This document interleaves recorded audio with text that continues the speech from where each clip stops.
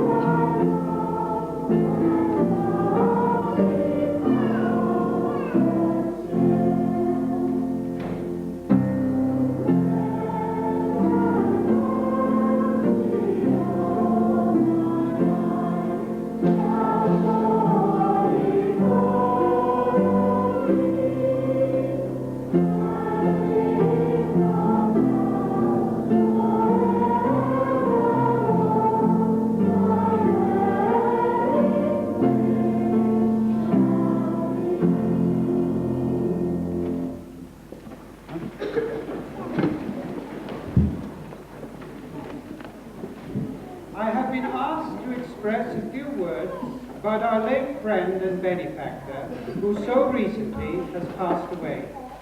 It is only fitting that although we are gathered to mourn him, a few words about his life and love of our village will be in order.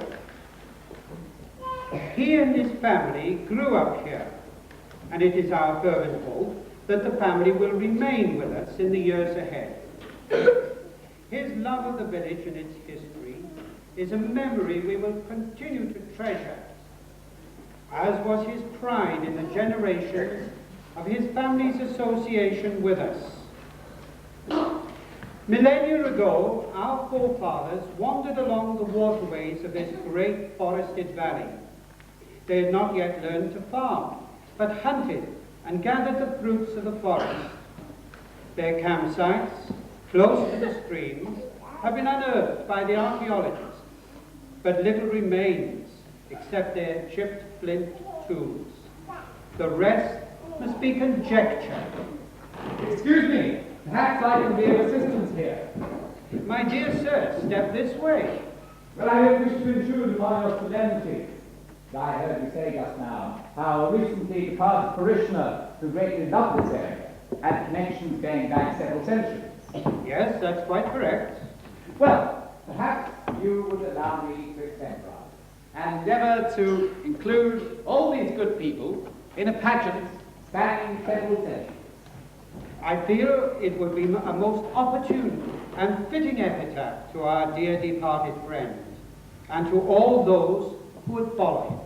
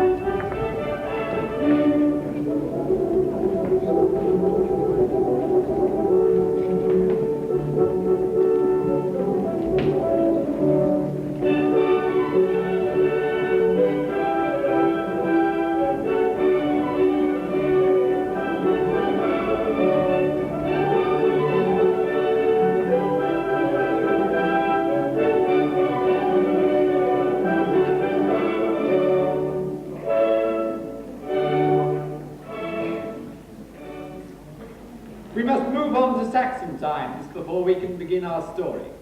The first Saxon invaders arrived in 477. They soon made themselves at home, and before long they were followed by many more. These invaders inherited the Roman roads, which helped matters. And by the 6th century, they were firmly established all over this part of Britain. Slowly, these Saxons were converted to Christianity, and about 675, the Abbey of Abingdon was established in this county. Passing now to the 10th century, Edgar became King of England. Historians generally give him a good character, but he was abnormally susceptible to the charms of the fair sex.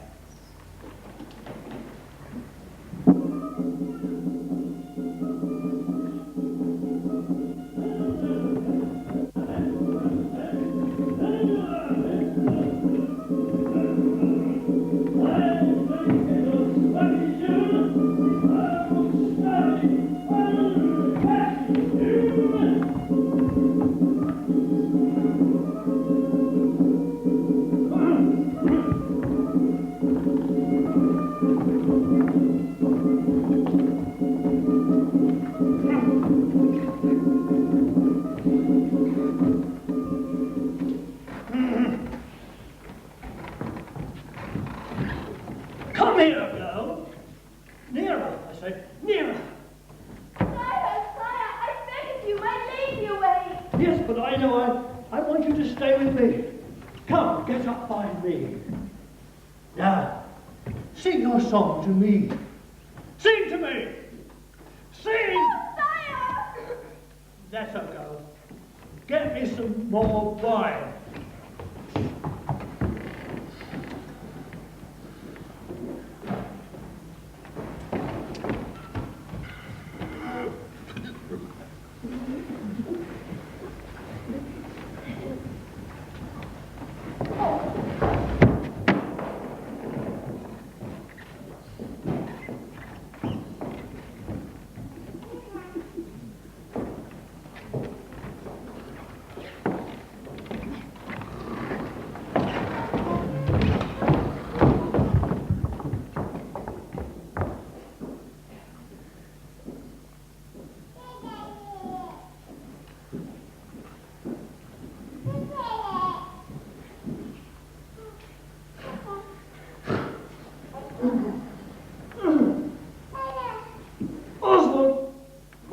Damn you!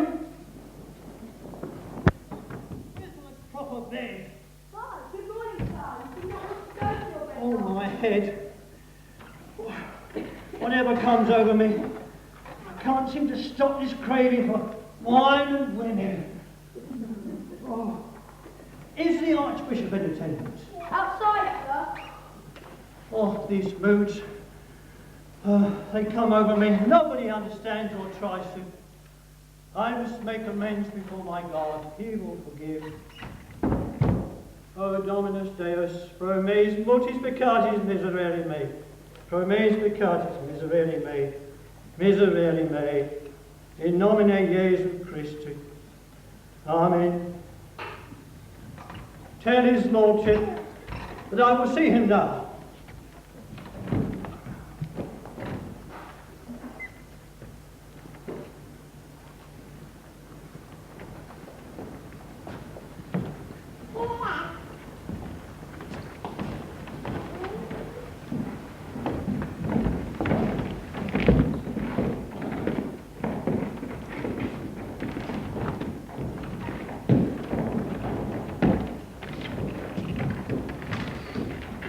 I wish you to witness this document.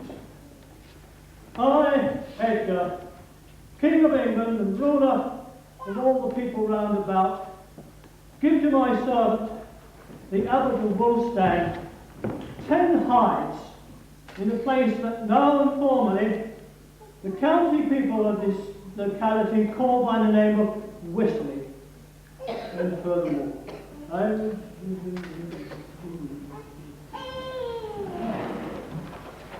As to the extent of this clearing called Whistling, it was, of course, of Powers and Acres. If you assume the common reckoning 100 acres to the high. On Wulfstan's death, as laid down by Edgar's charter, Wulf Wistley became the undisputed possession of the Abbey of Abingdon. The revenue from it was devoted to the upkeep of the Abbey kitchens, as evidenced by subsequent entries in the Abbey Chronicle. The Chronicle also tells us what an important figure the Abbey cook was.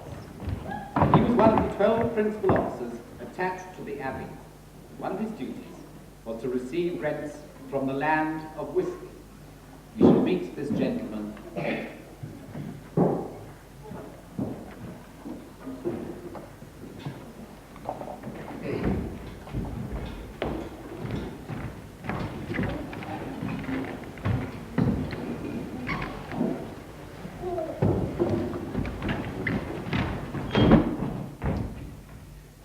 The year is about 1080 something, and just as in 1980 something, little boys get into mischief.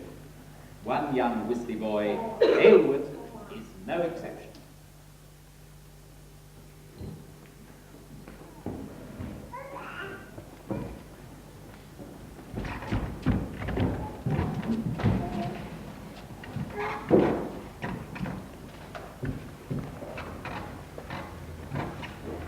Aylward, what are you doing? Nothing, Mother.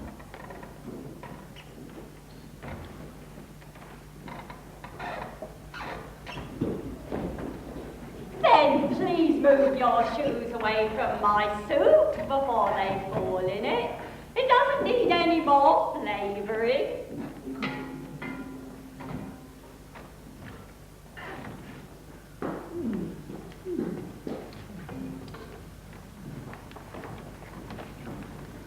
Your shoes, they're wet. And look at your legs, and little Roderick, all covered in mud. What in heaven's name have you been doing? Well, I fell over and... Ah, you haven't been taking eels from the river again, have you, my lad? You and your friends got us all into trouble the last time you did that. Well, your father will be home soon, and he'll have something to say about this, that's for certain. No, Mother, it isn't like that at all. We weren't after you. Not this time. Little Edgar fell into the river, and Oswald and I jumped in to save him. Edwina, Aylward, Edwina, great news. We're here, your friend. It seems the river's up again. Our young lad's a hero. It seems the river's up again, and the youngster he saved was trying to get across.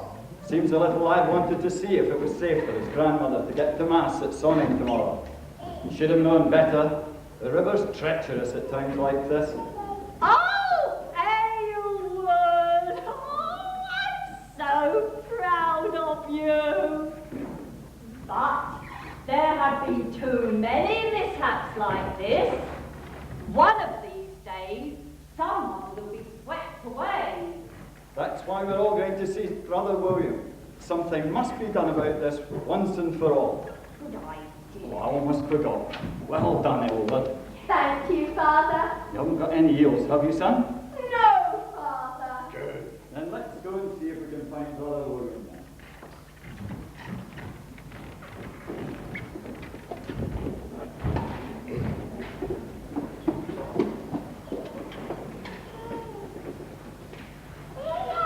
I ought to mention at this point, before the hullabaloo that follows, that Wistley's chief claim to fame now, and for a long time to come, are its eels.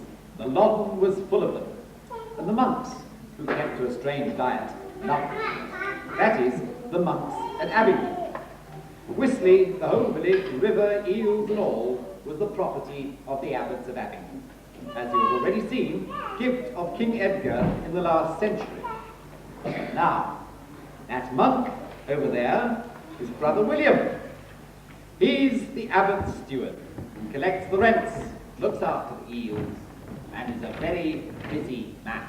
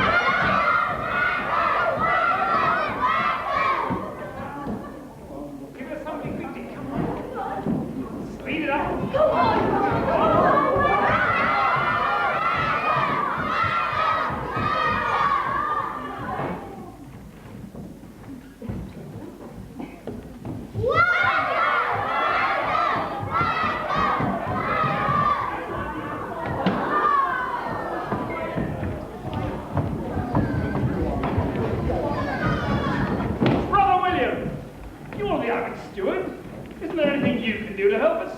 We complained before. That's been done. No, we've not been able to get to Mass. Again. And what we want to know is, does somebody have to drown before we get a chapel of our own? And do we have to pay our dues to a priest of Sonning whom we never see? Brother William, it was my son who was nearly drowned yesterday. You're the only one we can turn to. If you have any influence with the bishop, you must tell him of our plight. Yes. The church is helping us to be the Christian folk we want. No. We want to worship. Yes. We want to go to Mass. Yes. We don't want to be pagans anymore. Listen, people are listening. Please listen. You know it's as much a hurt to me as it is to you not to be able to attend Mass. I have spoken to Abbot Adam as you asked me some time ago. All I know is that the Abbot has promised to go out of his way to visit you the next time he leaves Sonning on his return to Avignon. When will that be? When he can get across the river. If the weather is good, the Abbot hopes to come to Sonning after Easter. That is all I know. In the meantime, say your prayers as much for the Abbot as for yourself. And remember, if you want a chapel of your own, you must keep friends with the priest of Sonning. Even though you say he's a stranger to you. Pay him his time.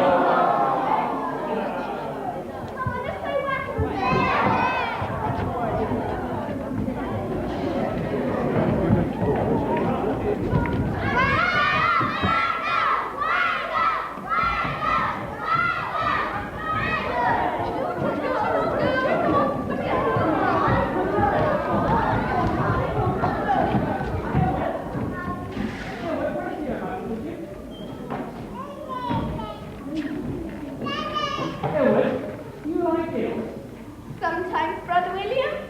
Sometimes. Does that mean when they're not your own, that the Abbot's perhaps? Your little friend Edna left his sack and his tunic on the riverbank when he went to his paddle. Give it back to you before you leave. Oh, yes, Brother William. Before you do, take a look inside. There may be more in there than your young friend really needs. Oh, thank you, Brother William.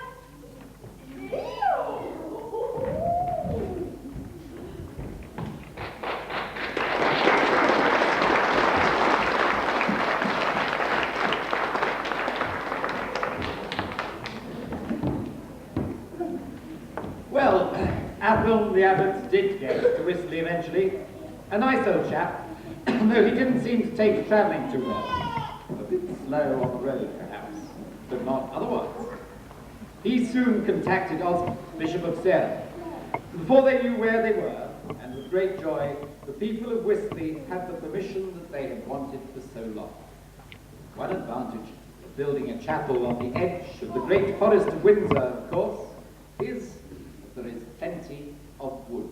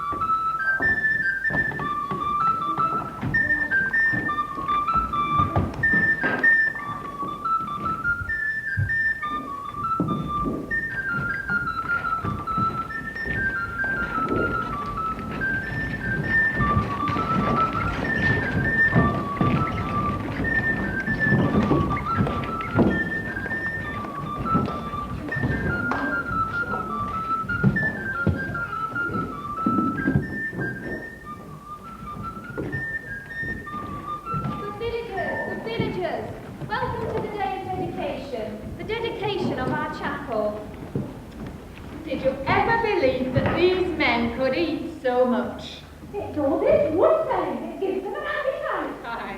Well, as long as I don't have to go back to the village to fetch more ale, I shan't mind. It's all very well. The abbot says the chapel should be built here on the hillside away from the river. But when you have to walk here, fetching and carrying as much as I can do, my goodness, it soon wears you out, I can tell you.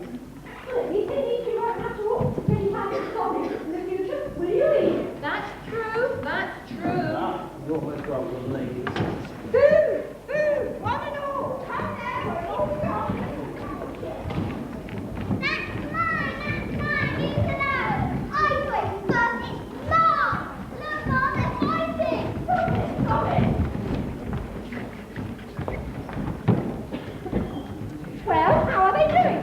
Well, the walls are as sturdy as we can make them, and the roof is well on its way. When do you hope to finish? Oh, if it's left to Edwin there to finish those shutters on his own, it'll be Christmas, I can tell you. There aren't so many of you here today, are there? I can't see Osborne and Alfred. They've gone with some others by cart to Sonning to collect a font and to welcome the bishop, who is going to dedicate our new chapel. It's a gift from the people there. Oh, and apart from the altar, it will be the only piece of stone in the chapel. It's a pity we can't have our own stone chapel, isn't it? We shall in a few years' time, I'm sure. But where do you get building stone from near here? After the sweat and toil I've been put into building this chapel, I expect it to last 100 years. Here comes Brother William. How's this, Brother William? You've finished? Haven't had the work finished, have you? You alone of all people, Harold, son of Godric, are enough work for me.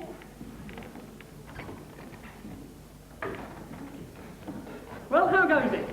We were just wondering whether all our efforts in wood might soon be wasted, Brother William. You understand, Bishop Osmond prefers to build in stone. It's true. At this moment, Bishop Osmond is planning a great cathedral at Sarum. He has the best masons from Normandy advising him, but he won't despise our little chapel, I'm quite sure. In fact, the abbot tells me that when he comes, the bishop intends to bring us a gift. Yes, a service book which he has written and bound with his own hands. And who will read it with you? Won't be me, that's for sure. If I could read any better than I do, I should be in a stuffy library at Abingdon even now, bent over books. Tis the hope that the bishop will soon allow us our own chaplain. It will be his book to use.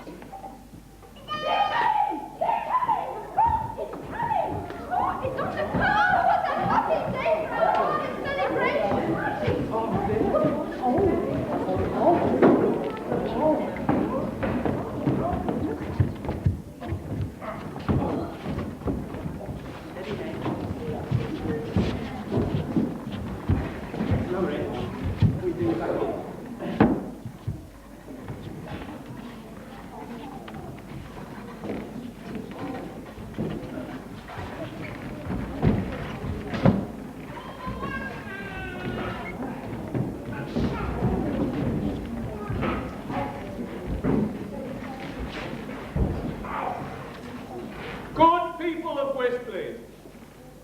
You have laboured long and industriously to build this new chapel, sparing no efforts, and God has rewarded your endeavours.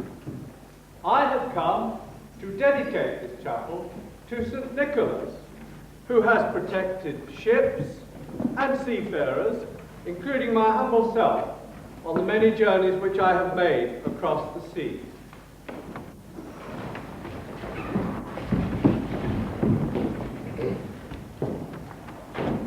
And I'll now place this holy water in your new font as a dedication to St. Nicholas. May God bless all who worship in and attend at this, his newest house. Vulgo enim dicitur, acti labores iacunde sunt. Domine, dilige, yes. Amen.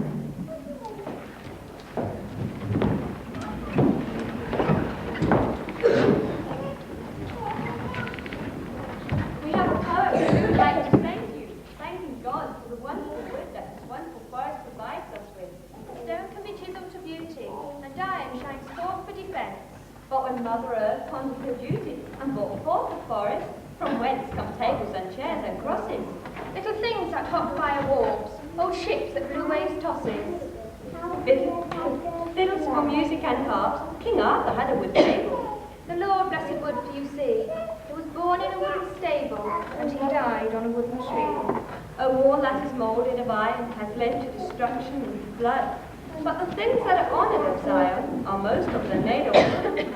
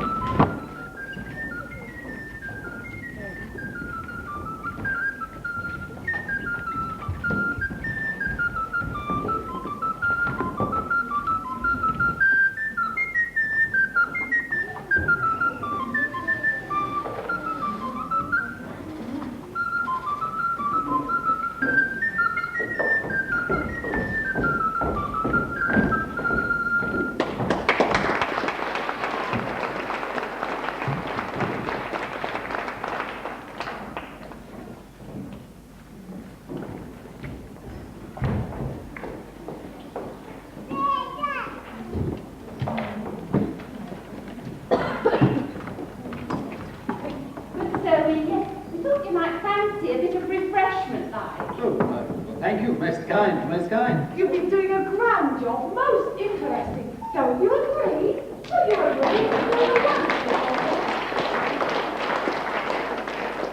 We thought he might be getting a bit parched like, so we brought him a drop of our parsnip wine.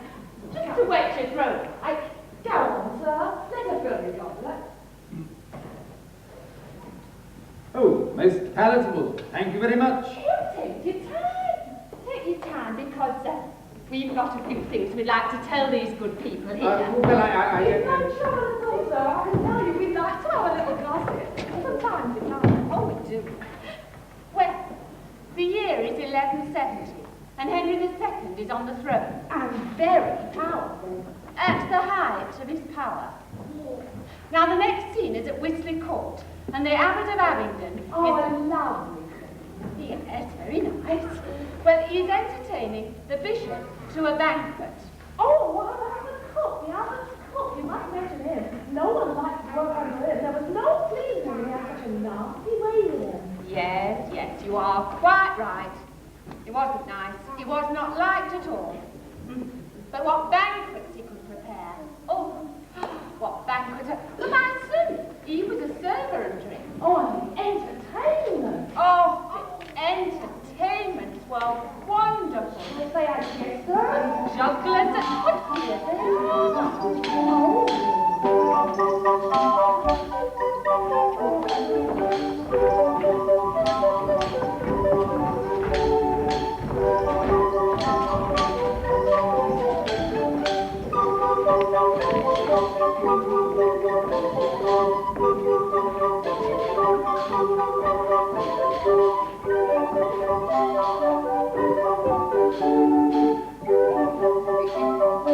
Excuse me, ladies. You said you wished to introduce the next scene. Oh, well, if you want to do it, sir, just you carry on, eh? Yeah, you carry on, sir. Carry on. We'll be there if you need us. Yes. Oh, well then.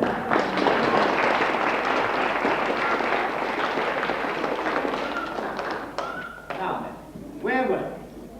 Ah, yes, Wisley Court and the Abbot's cook.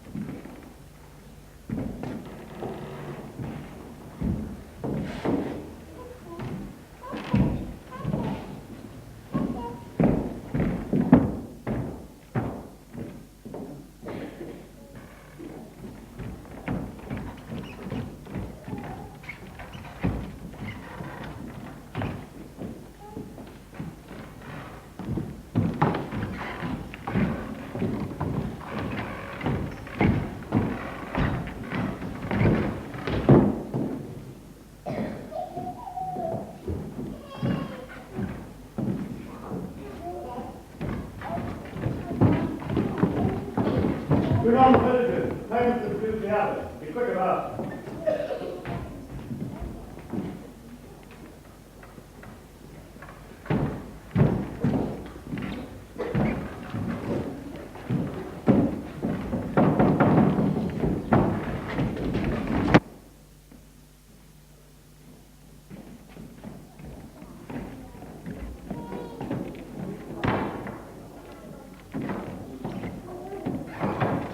Been so long delivering this sheep. There's much work to be done on it before it's fit for his lordship's table. Sir, we're very sorry, but the winter's been hard, but we've done our best. Yes, there's enough of you people excusing. Next! Come along, I haven't got all day. Who are you two? John, sir, and my son, eel catchers. Ah, yes, so you do. Yes.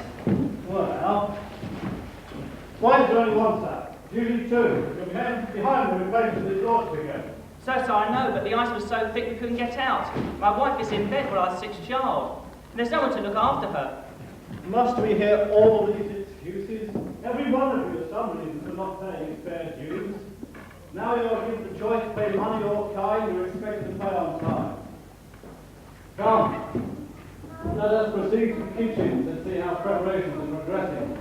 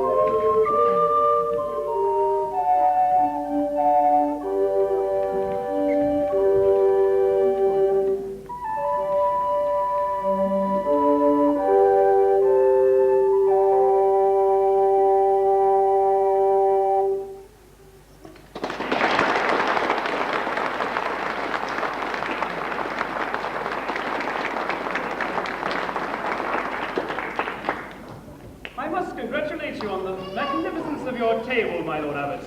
I don't believe I've ever tasted either one. Thank you, my Lord Bishop. The people here are grateful and worthy folk who do not stint their dues, have given a little persuasion to my trusty cook. Of late, our house has flourished. It is indeed a time of prosperity, and we are truly thankful for God's benevolence towards us.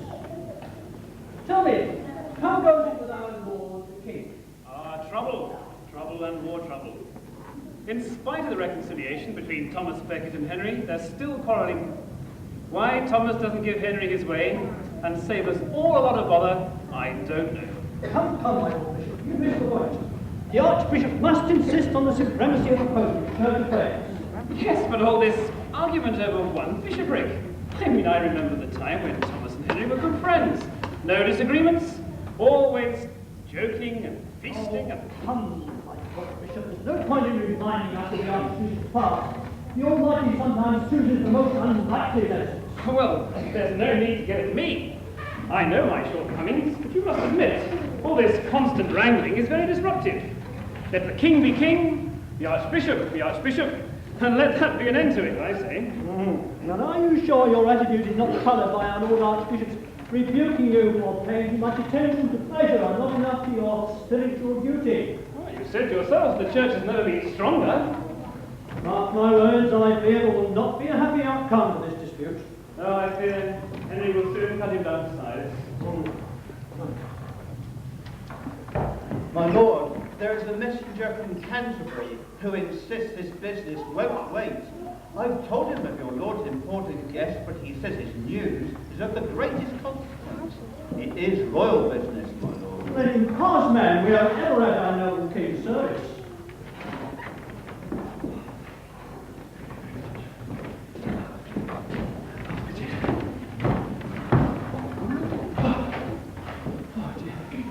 My lord, I bring you calamitous news. The Archbishop of Canterbury is dead. Murder. No. You? Yes, most foully killed. On the very steps of a high altar of the cathedral. Oh dear, how the basest of men consider themselves safe. How can this be? Dead? Murdered? Horrible, horrible. I can't believe it. Who would do such a thing and in such a hallowed place? It is said 4 knights burst in on Thomas whilst he was at prayer and struck him down as if he were a rabid dog. Apparently, it is said they were working on the king's business. Let us pray for our Lord Archbishop's soul. O Domine Deus, libera animas nostris gravis in Christe, de buenis victeri et de pens interi. Requiem aeternum dona eo, et lucea, in nomine Christi. Amen.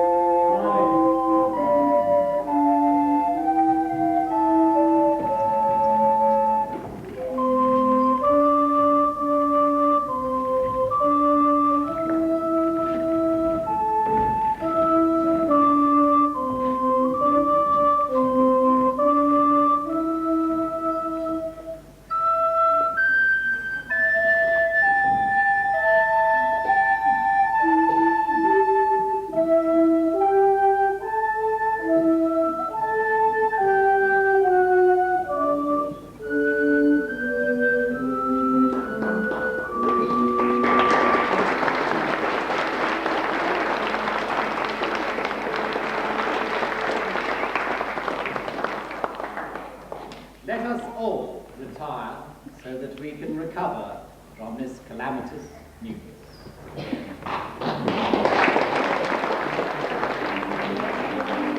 Now then, let's not pretend. Life in Hurst has always been pretty quiet. It was so in the year 1222, until the new Dean of Salisbury Cathedral decided to pay a visit to the Sonic churches. The clergy can't have known what they were in for. If they had, they would all have stayed at home in here goes. The new Dean, William de Wonder, had all the qualities of the unfriendliest regimental sergeant major.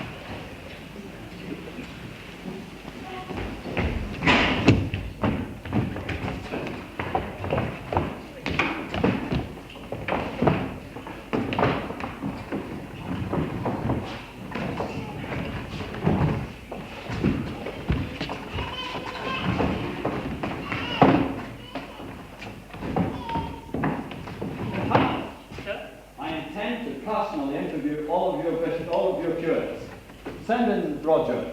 Ready, waiting.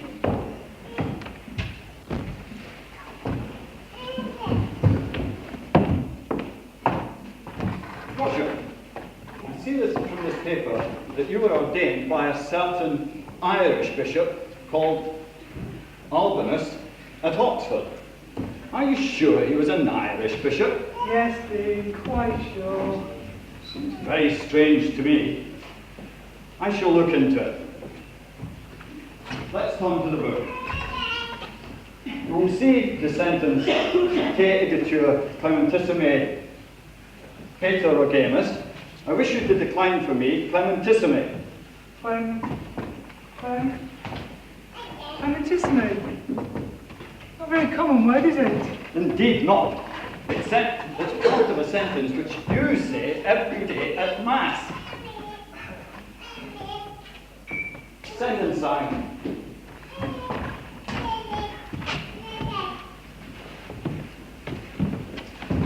Simon, repeat for me your favourite psalm. Would that be from beginning to end, Father? That's right, young man. You have 150 to choose from, but I do not recommend Psalm 119, or we will be here all day. I'm afraid a psalm doesn't spring to mind, Father. What about the hymn then? I know you see that's difficult. I tell us always leads to singing the hymns. That's very fine for Vitalis, but not of much help to you or I. Send in the next word. Recall. Roger of Sonning and Simon of Hurst are unlearned. As I talk to you, you will imagine that the curates are having a rough time, being right. But we thought we would spare the grisly details. Recall this. Richard of Ross, curate to John of Hurst, is a cocky young man, and knows absolutely nothing. Vitalis! The curates of Sonning leave a lot to be desired. These three will be sacked, and the others given until my next visit to improve their learning. Furthermore, I shall personally interview all future curates in this area. Is that understood? Yes, Dean. Would you like some refreshments, Dean? No, I must carry on my inspection of the area.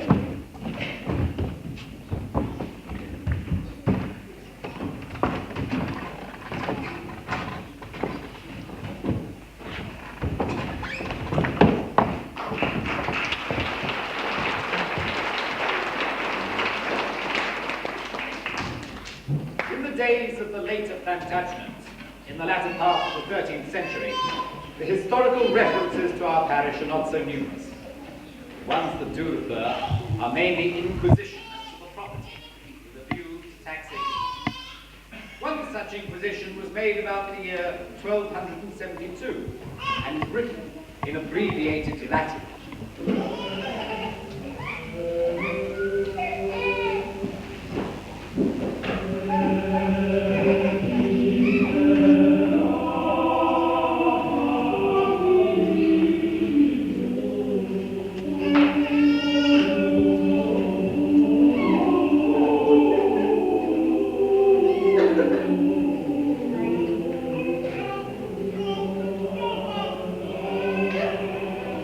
Which our good father has translated for you. In this year of 1272, the following inquisition with a view to taxation has been made.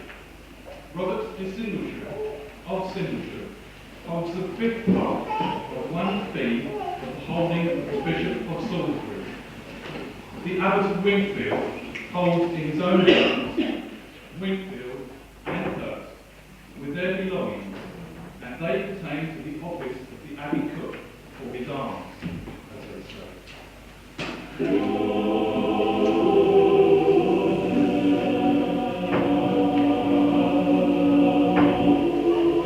This shows us how Hurst had become to be the alternative name for whiskey. For civil purposes, the whole county had been divided into hundreds, and these were again divided into manors. The lord of the manor usually owns half of the land. Some was in the hands of the freemen, and the remainder was held by villeins, who rendered fixed services, paid certain dues, and could not be turned off the land. Slavery was now extinct. The free labourer had become a recognised person. King Edward, the reigning monarch, was a wise man. He took his parliament into his confidence, and so secured its backing. This resulted in various acts concerning the tenure of the land.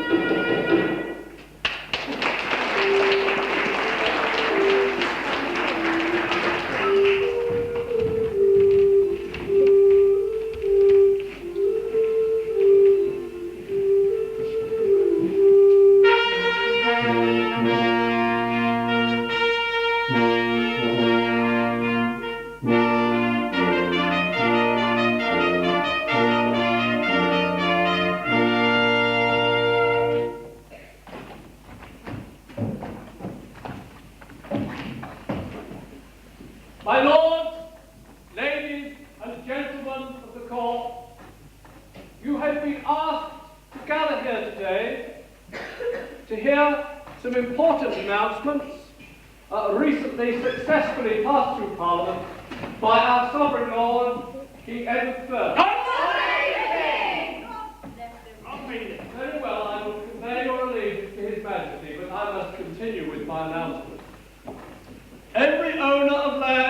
value of £20 is to be knighted, and such knight will have to serve His Majesty if called upon to do so. Freeholders have to provide arms in proportion to the extent of their holdings.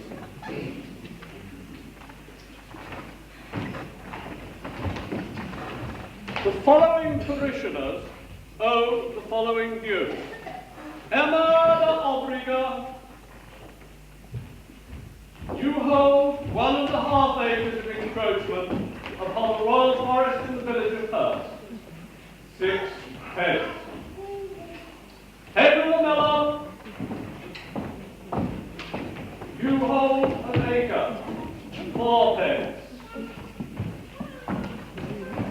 John Atterley, 1.5 acres, 6 pence. George the Forester, George the Forester, George the Forester.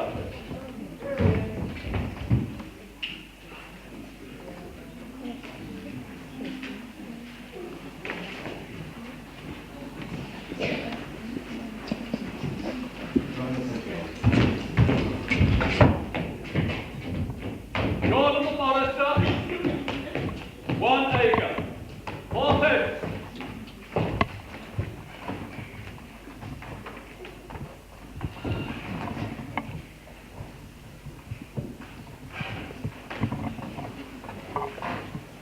One acre. A whole acre, 4 pence. 1 acre. The following people all have the room. Thomas the Clerk, Ralph Edolph, William, John Bygone, and William the Shepherd, 1 penny each.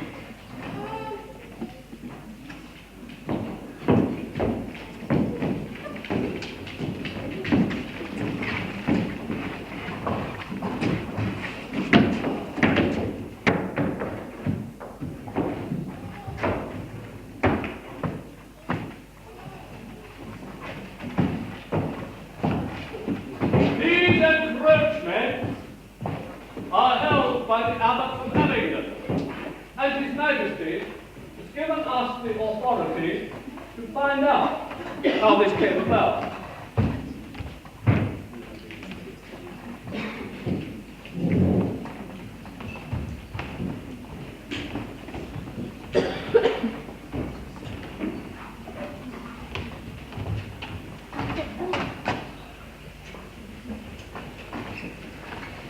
Edward our King,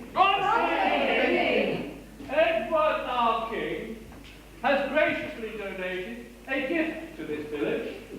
The western portion of the body of your church is to be strengthened and added to, as it is well appreciated that your population has increased and you need a bigger church. And also, the roof is to be mended and the chancel rebuilt.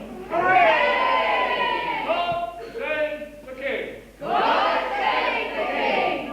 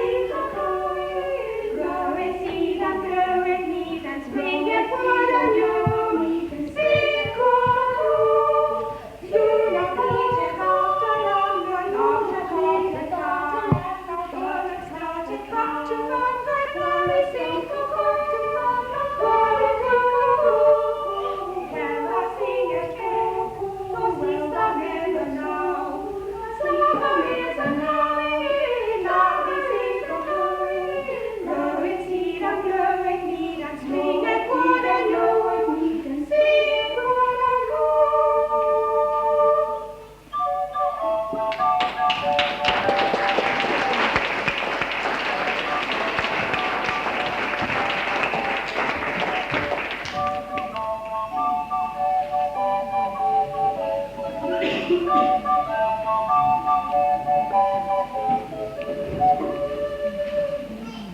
most dramatic event of the 14th century was the visitation of the plague. We commonly associate the plague with the fire of London, but the devastation of 1665, which is so vividly described in Pepys's diary, was nothing compared to that of the years 1348 to 1349. This epidemic swept across Europe, carrying nearly half the population in its path of death. No register of deaths was kept, but we get an idea of how terribly Berkshire suffered in the Salisbury diocesan records. The plague was no respecter of persons. In the first year, 2 archbishops of Canterbury died from it.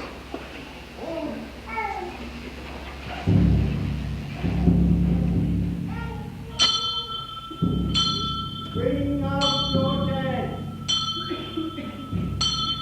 Bring out your dead. Bring out your dead. Bring out your dead.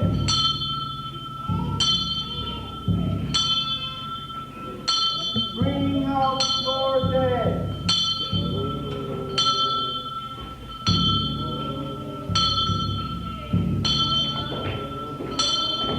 Bring out your dead. Bring out your dead.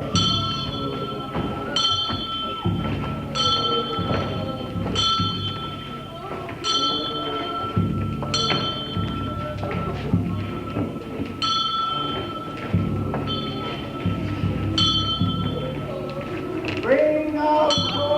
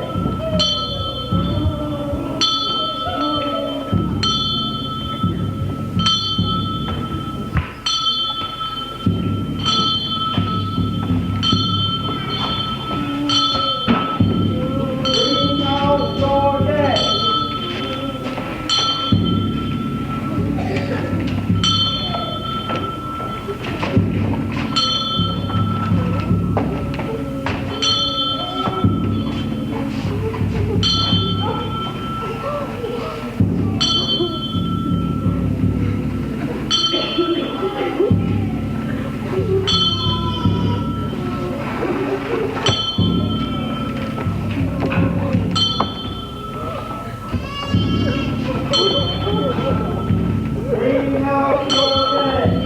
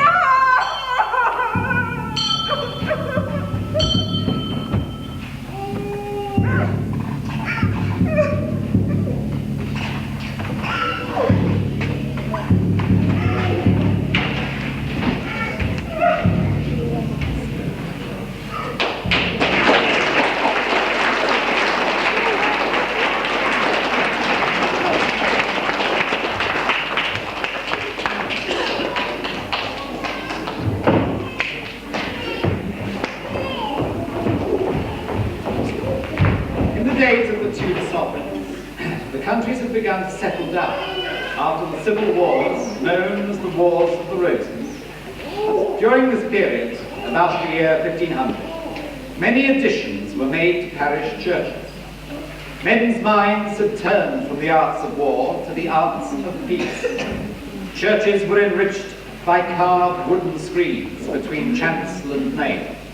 And our own church's screen of carved and painted oak is probably late 15th century.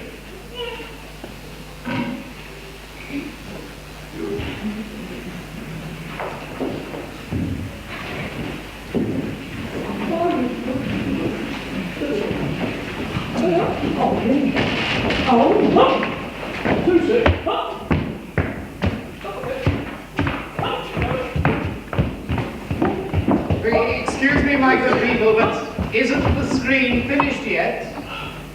Oh, but how can I tell this big audience something about the history of this decorative screen if it isn't finished?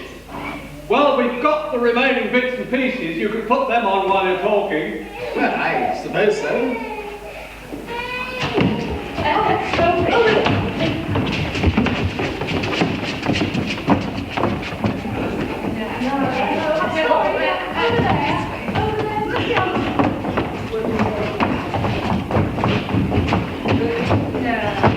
Ladies and gentlemen, please, may I suggest you place the screen in front of the pulpits, and then we can all help each other.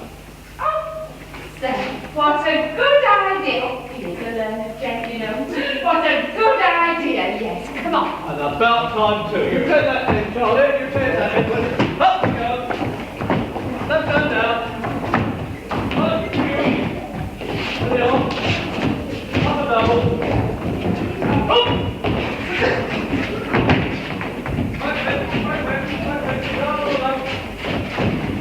Up! Oh, you clumsy old fool! See you!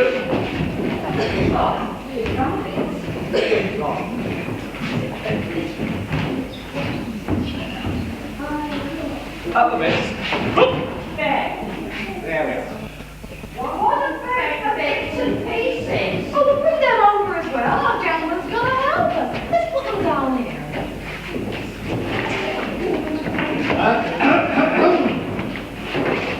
Are we ready? Yes, really. Good. Now, the ornaments carved on the upper beam suggest the reign of Henry VII. The rose, part red and part white, implies the union of the houses of York and Lancaster. The golden fruit, shedding red pomegranate seeds, is symbolic pomegranate. Fruit chosen by Henry VII as an emblem for his family. We cannot claim our screen as being a first-class specimen of early Tudor work. No doubt, it originally had a rude block.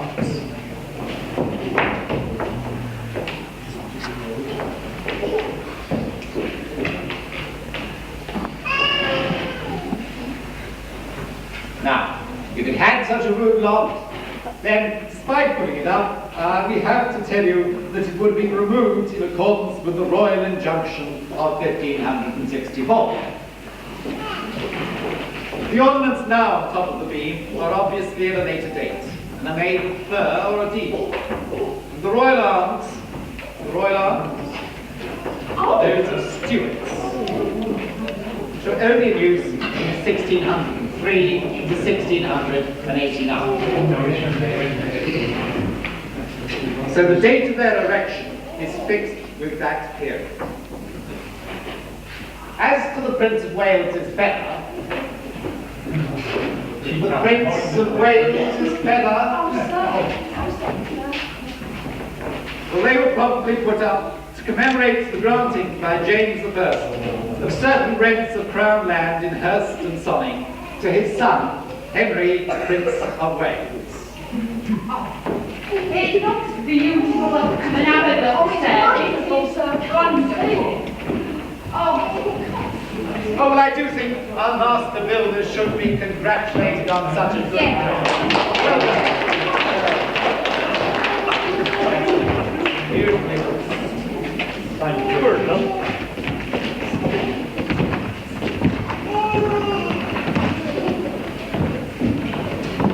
Well now, sir, perhaps you'd like another little drop of our wine that you fancied before, Oh, sir, please do, because we'd like to tell a little bit now. We just happen to have some books with us. Oh, yes, ladies, do say a few words, especially as you seem to have taken over. Thank you, sir. Right. Well, the earliest surviving books contain baptisms and marriages and go from 1585 to 1607, and burials from 1585 to 1604. And we just happen to have some copies with us. The front page is headed thus. First, anno 1585. Edward Moylan, infant son of George and Margaret Moylan, christened on this 12th day of January 1685. A Columbra Goodchild. Infant daughter of Mistress Goodchild, Jane. Columbra. Now she has the same name as her ladyship. Columbra. It's not what I choose, but still very nice. Say, a lot of unusual names here. Her parents must have been Geoffrey because they're Mr. and Mistress. And look how they spell Sindlesham. Sin-Sam. Sindlesham. Must have been very confusing for them living in this area. Oh, look at the burials. Edward, that one would be a servant to Master Boyd up at the Great House. He was buried in April 1587. And William Sanford, servant under Mr. Ward, was buried in July 1588. Oh, and what about this? Mr. John Barker. Now, he was usher to Queen Elizabeth for 34 years, and he had 3 sons and 5 daughters. One of them, Anne, was buried here in 1589, and another, Maria, in 1598. Oh, but there's Francis Allen too. He was a gent, he was. Oh, what about Hugh Evans? Do you remember? He was minister and curate of Hurst, and he married that Agnes Goraway in, 1586, and I know that she hadn't been a widow for long. I remember. They had a little girl called Mary. Oh, but he didn't last long either. He was buried in 1590. And what about all those meetings that they used to hold in the vestry then? Oh, curate of Agnes. No, silly. Oh, you mean the overseers of Whistling all got up? Yes, well, they were supposed to decide who was poor and who wasn't. Well, it says here, old widow Smythe only got 2 and 8. She was sick, and she had all those kids to look after. But with the West, they 5 shillings several times. Well, she was always good at getting what she wanted, but with her weeping and her wailing and her putting on the agony. All gained their sympathy, you know. Well, I know for a fact, here it says, the overseers only paid out 32 and 8 one year. So, if she had several 5-shilling handouts, the greedy old woman did very well, didn't she? She certainly did. They took their meetings very seriously, you know. They even had one when they were in mourning for good Queen Elizabeth, God bless her. When 1603? Ladies, 1603. please. Oh, isn't he got a lovely voice? I could listen to him all Look, I've listened to your gossip. I'm sorry, I mean your conversation. Most interesting. But we do still have a little more to do. We're only in the middle of the 16th century. Oh, silly Oswald. We'd better leave you to carry on then, sir. You carry on, sir, and we'll go away, but we'll be out if you need us. Yes, we will. Thank you, most kind and considerate. You retire and listen to your heart's content.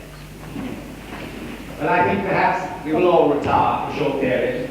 I crave your indulgence, dear friends. I need a little time to recover from our 2 ladies. Shall we all meet back here again, say, in 5 minutes' time.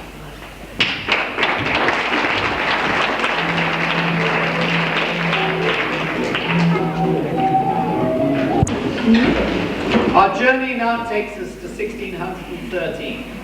King James of Scotland has become King James of England. Finding England fairly prosperous, much of the wealth is soon spent.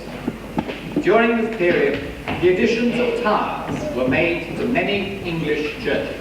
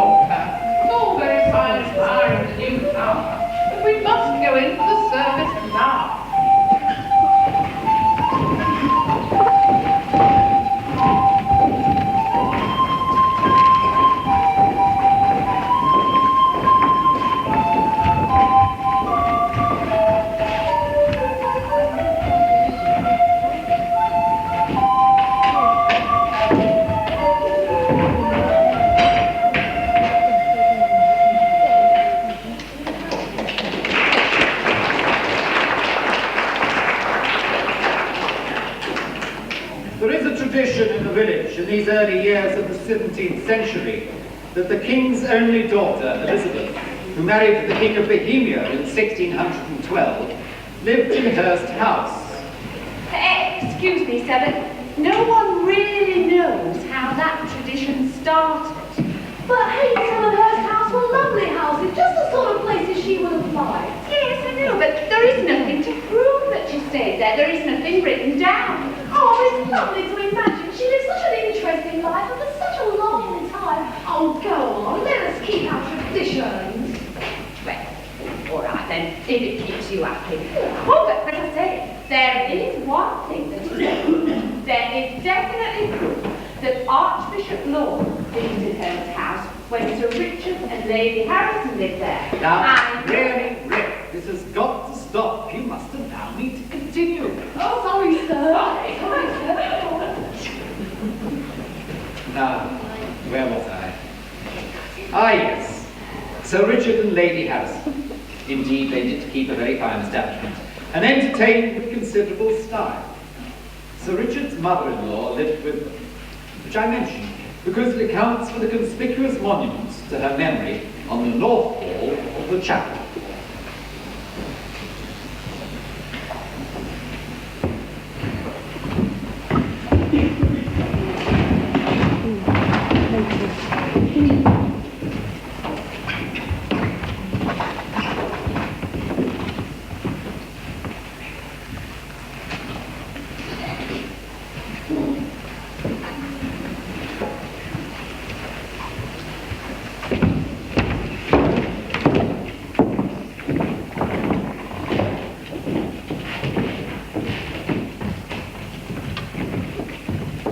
Margaret, we've had this conversation many times, but your mother must go.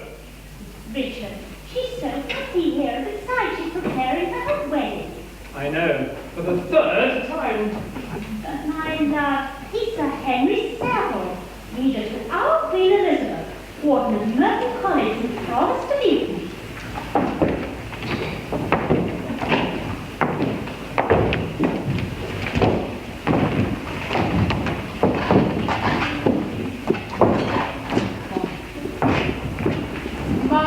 Dear children, just a quiet word with you before I depart for my final wedding preparation. As you know, I have spent many happy hours at Hurst House. In fact, I have felt it was almost my home. I have decided to erect a monument in the North Chapel. I've even been thinking about the word. It will be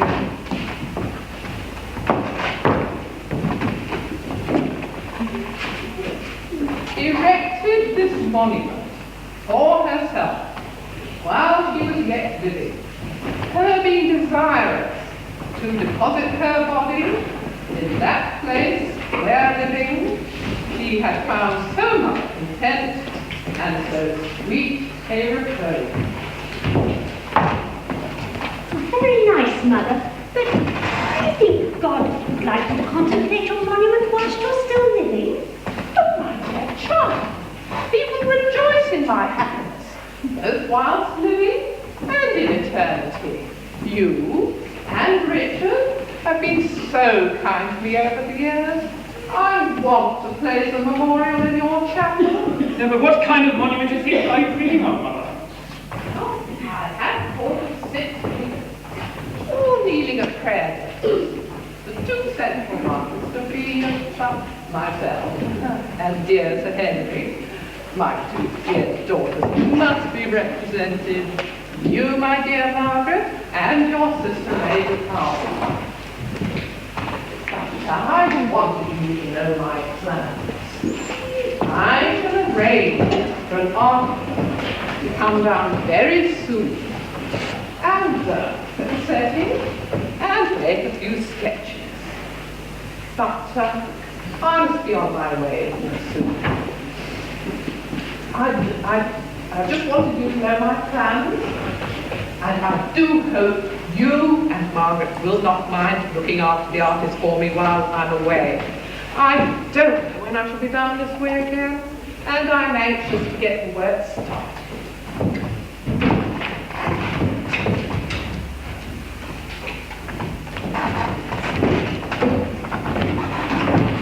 There you are. What did I tell you? She even organizes us she think we do between her visits? Sleep? And then back she comes and gives us more orders. I'm not even master in my own house. Richard, my love, calm. I'll talk to her and tell her she'll have to organise things for herself. No one can decide anything until she's decided the exact person she wants in this morning. I will tell her to think about what happens when it's ready. She'll have time to concentrate on the monument then, and it will keep her occupied.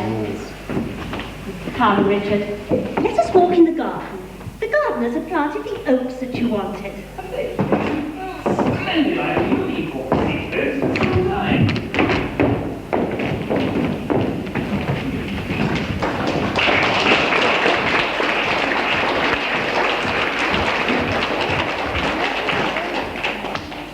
I could be forgiven for saying that family life hasn't altered much as it progresses down the generations.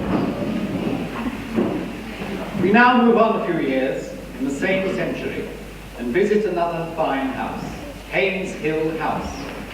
It is July 1625, and Sir Francis Winterbank, the owner, is about to be visited by William Law, Bishop of St. David's, who was born in Reading, and who later became Archbishop of Canterbury. He was then living in London and was spiritual advisor to the newly arrived Charles I.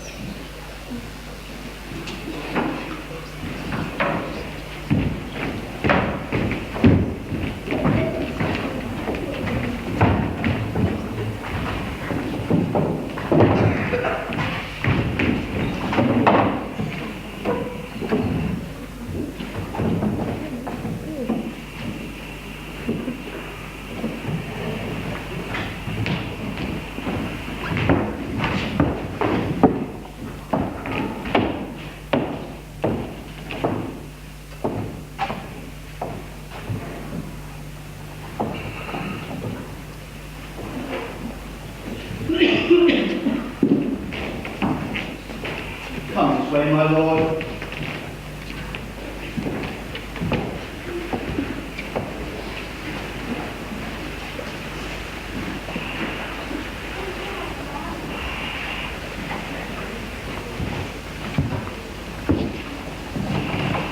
Sir, Bishop William is here. Oh, thank you. Please show him in.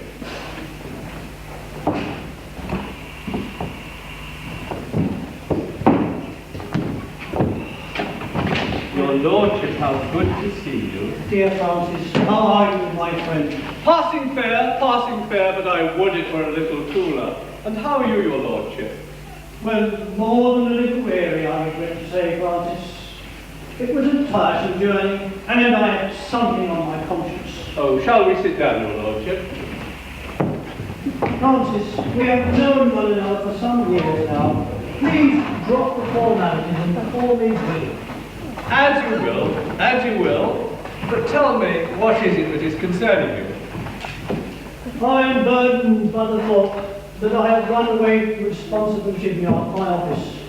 I hope and trust that our Lord will not judge me too harshly.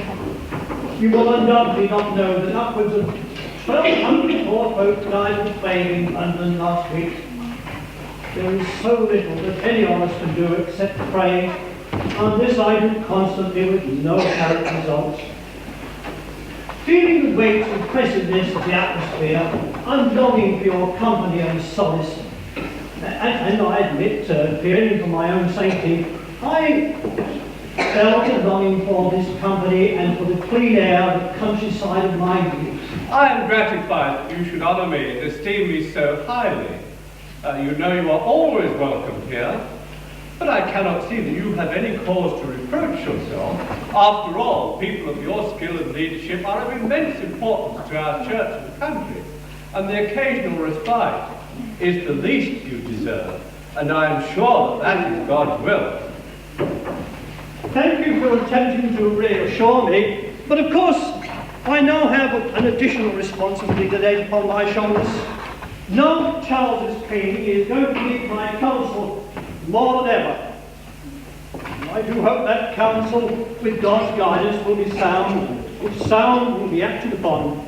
because I'm afraid that Charles has inherited from his father the confident opinion that as he is ruling under God, his word is God's word. Furthermore, this wretched war drags on, and Charles is bent on expending vastly increased sums upon it, which the country can ill afford. And I'm assured that Parliament will give him every opposition. Oh, now you do surprise me, William. From the news which reached us down here at the event, it seemed to us at the time of his coronation that Charles was widely and publicly acclaimed. And I would have thought that would stand in very good faith with the people of Parliament. I'm afraid his popularity took a very bad turn for the worse when, so soon after his accession, he married a Catholic princess and made that worse by going to France to do so. I'm sure that Henrietta, with maturity, will make him a good spouse, but I rather fear that the Protestant views in this country are very high at the moment, and we who aspire to all that is good in the Catholic faith are rather greatly outnumbered. Yes, indeed. I was only saying recently to my friend Richard Harrison in Hurst Pageant, Sir Richard, even after nearly 4 years, I cannot get used to calling him Sir Richard. We were talking to Father Riley, our parish priest, whom I think you know. Do indeed. I've also met Sir Richard several times. We were saying how much we agreed with many of the ideas which you expounded when you preached in Hurst last year, and gave us some of your views on how our forms of worship should be revised. Well, thank you. I actually also discussed my views on priests and bishops who do not live within their parishes and sees. I would undoubtedly not care to mention that, seeing that I offended that way myself. What exactly are your ambitions, William? Well, as regards the church, I would hope in the near future to gain a bishopric somewhat nearer London. Barton Wells is to be located next year. I think that would suit me nicely, given that I keep my health and strength. And I hope to persuade King and Parliament to urge the people to greater tolerance in matters of faith. And I hope to smooth relations between King and Parliament. How long do you intend to give us the pleasure of your company this time, William? You know you may stay as long as you wish. Thank you. Well, I would like to stay no longer than the time taken to be here, this burden of weariness. You know, of course, that a public feast is to be held a week from today in England to celebrate the King's marriage. You will undoubtedly have a service on that day. I should like to preach on it. I am sure the Reverend Father will be delighted. But as it is a feast day, I do hope that you will not overlook the hour. Yes, well, that is a Wednesday, of course. The following Sunday, perhaps I could stay until then and preach at that service also. I must also pay a visit to Hurst House. I remember Sir Richard has a charming wife and 4 delightful children. A very, very fine family. And a very good cellar, too. Well, Edith and the children will be joining us for dinner in half an hour or so, but let us first drink to each other.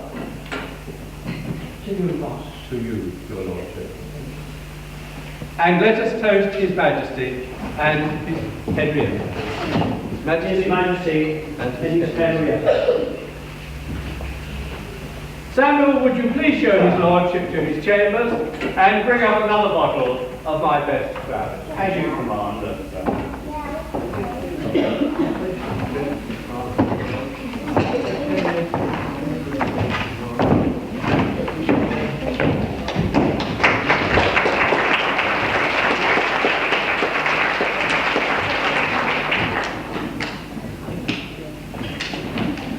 Now, a little change of mood. You remember the whistling overseers that our good ladies told you about? Well, some accounts from those meetings have been found, covering the years 1752 to 1766. These will give us an idea of the cost of living in those days. Burials were at the expense of the church, and seem to have been fairly frequent events. Laying out 2 shillings. Shroud, 2 and 6. Coffin, 8 shillings. Arson and cloth, 3 and 4. Beer and cheap burial, 3 shillings. Bearers, 3 shillings and 6. Gallon loaf of bread, 1 and 4. Half sack of flour, 14 and 2. 2 pounds of mutton, 6pence halfpenny. 2 pounds of cheese, 7pence. Gallons of beer, 6 and 10. Foul weather coat, 8 and 10. Coat and pair of breeches, 6 and 10. Shift and petticoat, 5 and 7. I beg your pardon. Shoes, 3 shillings. A bushel of peat, 4pence. Medical attendance on the poor was very expensive, and the Dr. Wilmot and the Dr. French seem to have been the local doctors. They charged 2 and 6pence for a special visit. December 6, 1766. To dressing and curing a tumour of the lip with medicine internal and external, 10 and 6. In 1788, 11 recorded deaths of smallpox. Payment received from Thomas Fithers and family, all with smallpox, 3 bags, 5 shillings. Isolate infected cottages, destroy bedding. 1 pair new sheets and blankets, 12 shillings. Bedstead and bolster, 5 shillings. Paid carriage to send your glass to White Hospital, 10 and 6. No national health service in those days.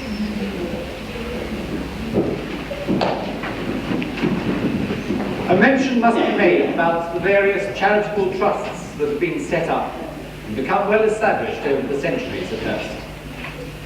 One had a very direct effect on the beneficiaries. One in particular was instigated by a Lady Dorothy Harrison of Hurst House. She died in 1610, and a few days before her death, she stipulated in her will the foundation of a charity in her name. The will stated that some land she owned at Binfield was to be left in the care of the trustees, and the rent from it was to be used thus: 1/3 to apprentice a Hurst boy, sometimes a girl, to a trade. 1/3 to be spent in teaching 6 Hurst boys to read and write.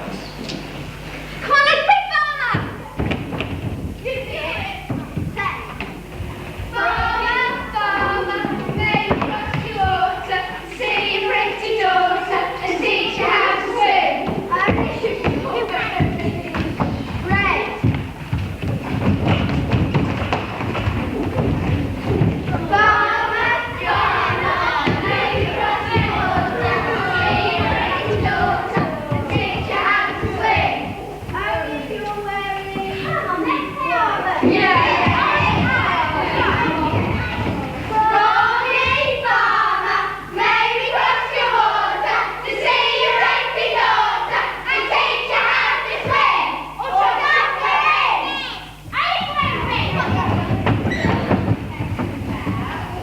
Farmy, farmer, may we cross your water to see your pretty daughter and teach you how to swim.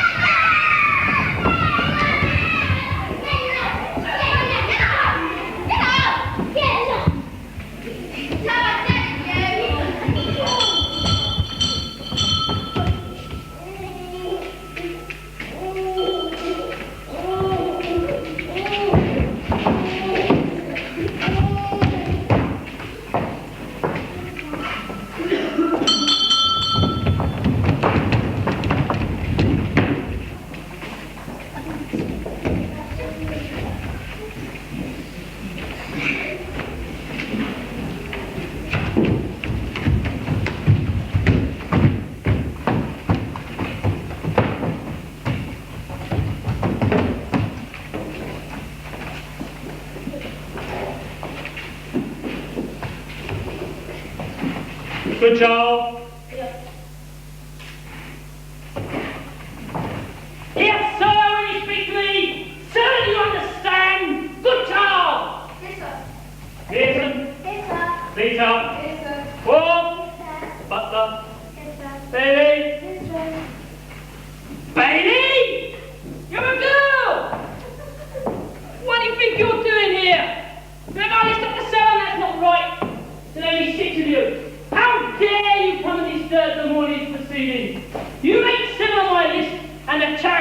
specifically states 6 boys to be educated, and you're a female.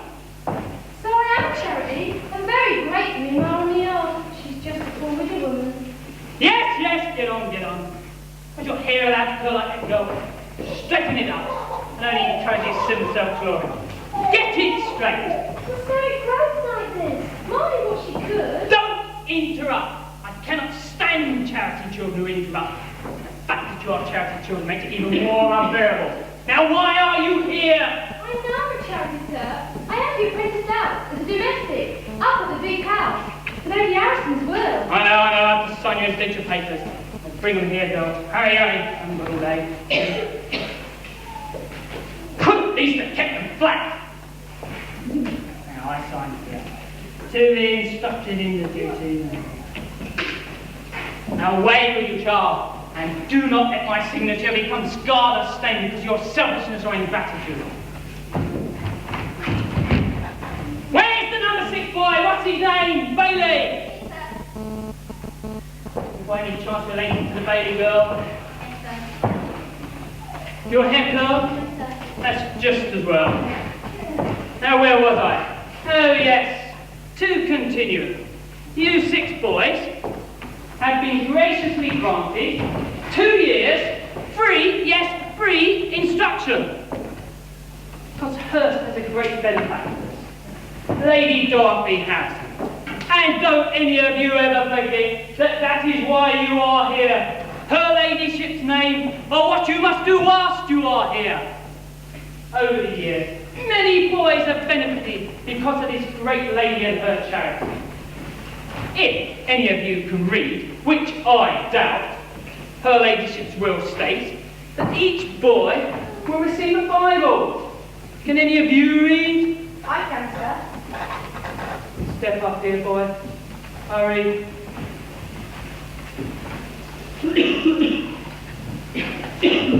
Here, read this.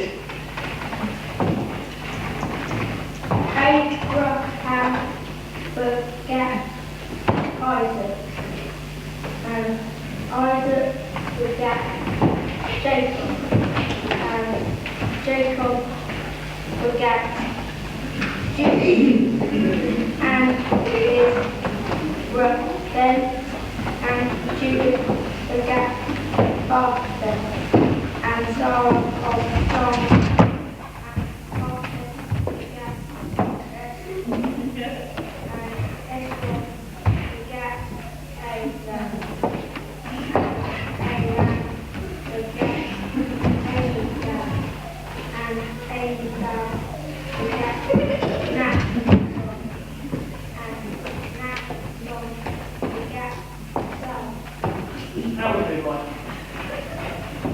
Here, come here.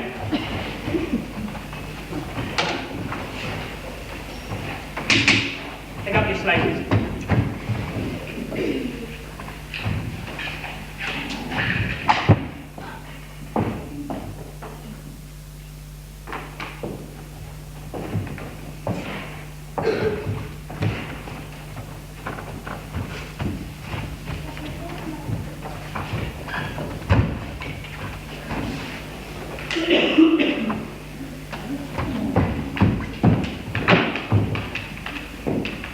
Now, right, 2 plus 2 equals 4. 2 plus 4 equals 6. 2 plus 6 equals 8. And the last third of the codicil went to 5 poor widows on St. Stephen's Day.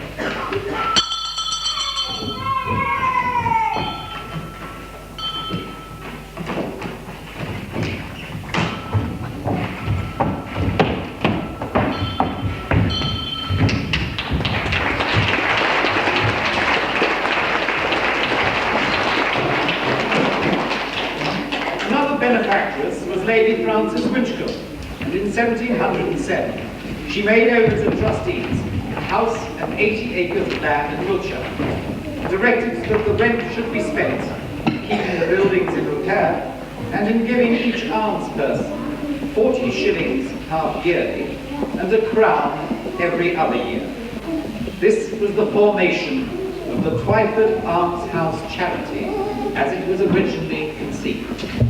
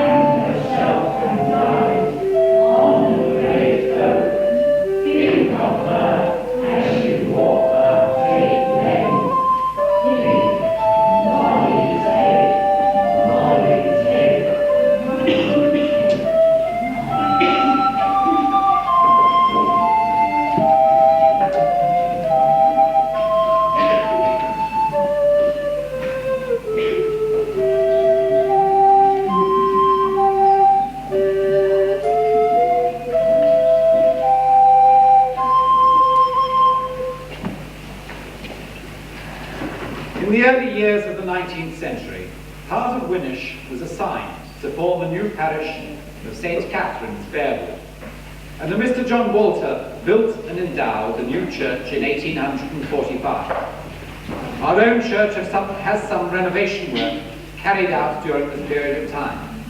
The lady from Sonning paid for the reseating in the north aisles with new pews, and her donation also covered the rebuilding of the porch.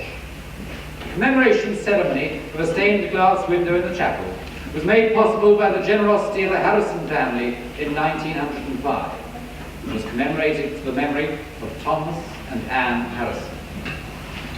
This leads us into the 20th century and its two great wars, and the menfolk from our village called on to serve their country, the same as any other.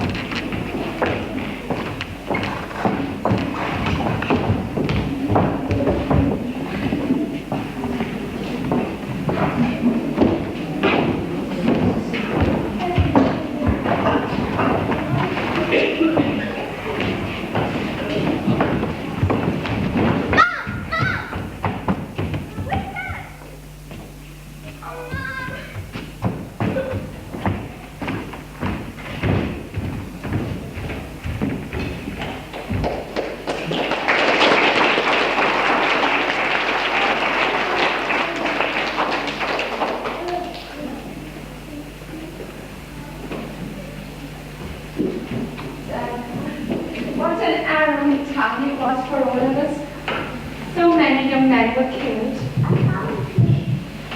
The families were all split, and the mum's gone away, and the dad's gone to war. And what was it all for, sir? In another 20 years, we were right again, and families were split even more.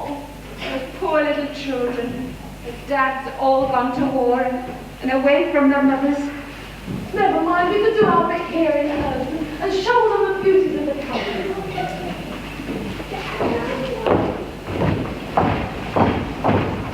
During the last weeks of the summer of 1941, when the Second World War had been raging for over 2 years, a series of instructions had been sent to all schools in London.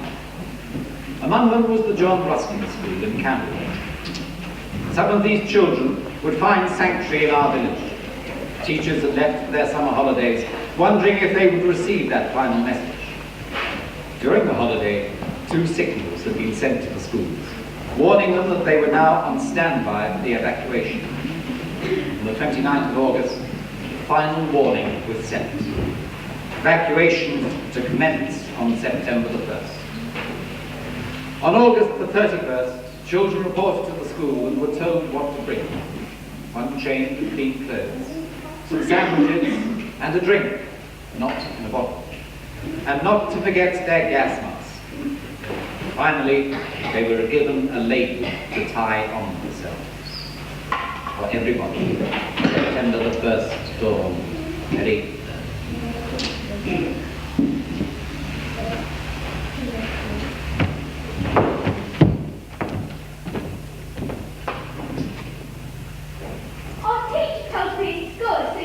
Next morning, then we went out. When I got home, I had my tea and went to bed. That night I was dreaming about it. When I woke up, I looked at my clock and it said 4:30.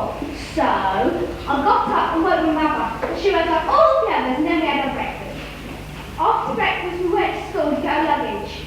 On the 1st of September is my mother's birthday, and it was also the day we were evacuated.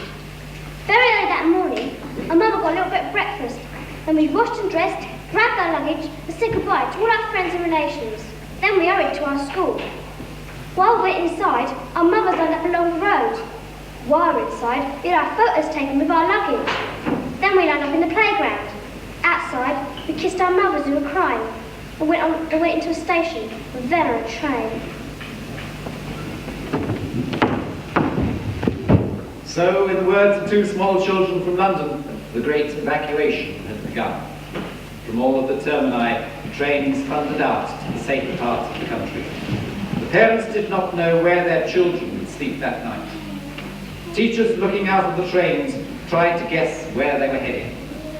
For a group from the John Ruskin School, the brown and cream coach was pulled westward.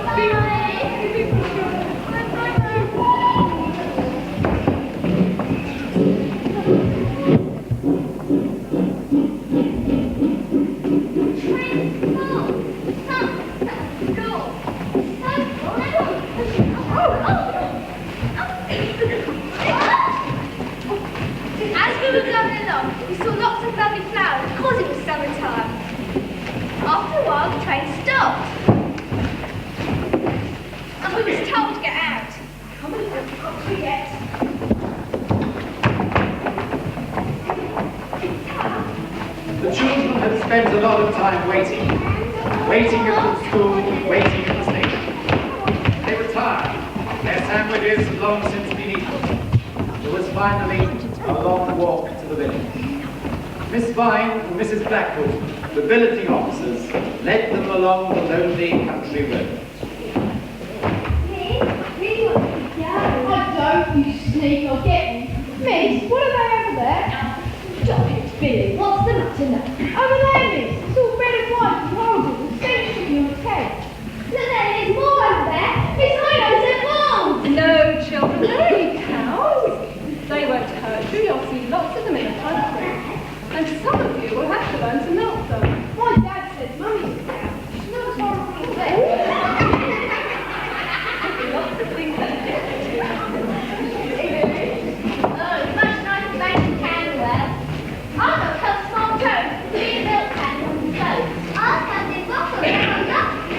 well, you'll learn all about milk and how to milk a cow when you get to your new house.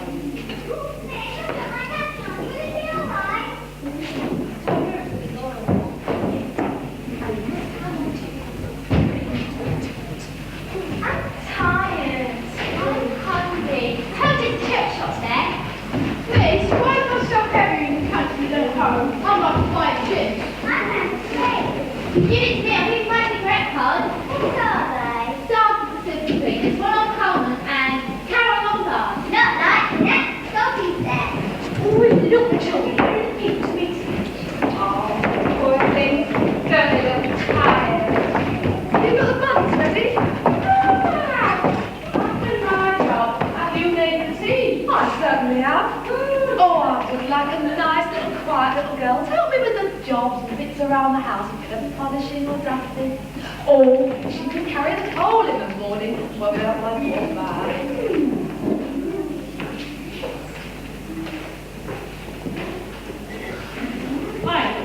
I don't know. Mrs. Smith says those children come from London. And you know what they say about the London children. Ah, come on, children. Let's have some fun. And then I'll arrange for the good people here to take you jogging home. But first, you must take these rations. What are rations, Miss? Rations, honey. That is the food you'll take with you to your new home. A tin of corned beef, some evaporated milk, condensed milk, a large bar of chocolate, and the biscuits. And when you get there, you can give them to your lady. Now remember, children, I want you all to be very good, and I'll see you tomorrow morning in the school hall.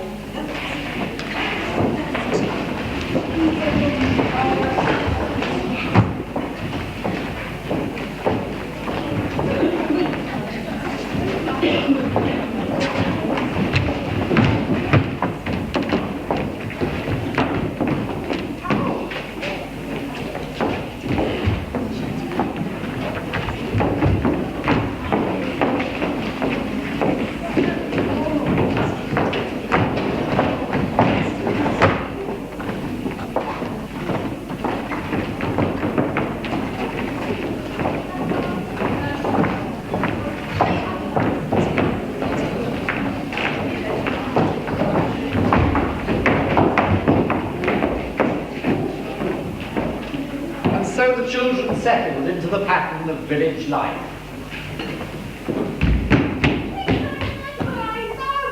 Oh, my dear, tell me about it. We'll find you something else. Well, while I was out playing, the village officer was going around the village looking for a place for me. She took me to an house. And the lady that showed me around was showing me a barn where I was to stay. Sometimes I was bad, very bad, and sometimes good. And because I was bad, I was put in the garage. The lady was kind to me, and bought me lots of clothes, but didn't really want me. While she was out, I washed up the pot and dried them and laid the table. First time I did, I put tomatoes and a pretty face and 2 pieces of stale cake on top of the new plate. When she came in, she laughed at me and called me stupid. Here, Ellen, you have this child. Yours didn't turn up. I'll make it straight with the billeting officer. Yes, my dear, what is it? Oh, sir, I want to tell you about my life. When I arrived at her house, I went inside and put the lunch in her, a cup of tea, and biscuits. Then I told her it was my mum's birthday. She gave me some money to get her a car. I knew this lady would be kind, but she said she loved children. Besides, she has no children of her own. I am going to be happy here, and I don't want to go even after the war is over. Except to see my mum and dad.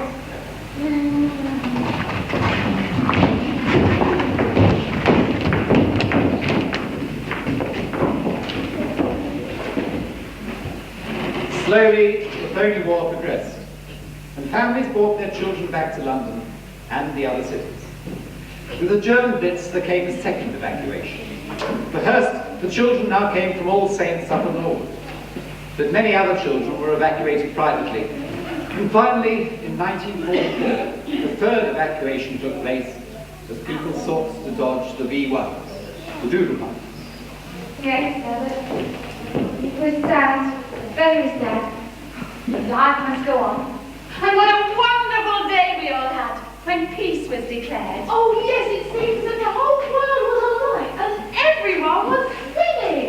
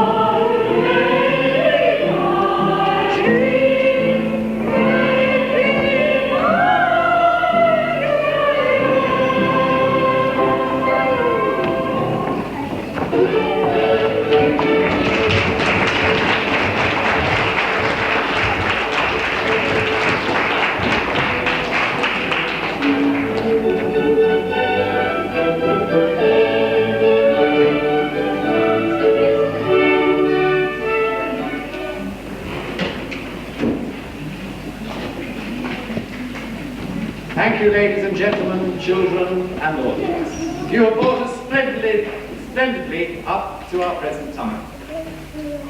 Will our good friends come forward, please? My friends, we've told our story, and our work is finished.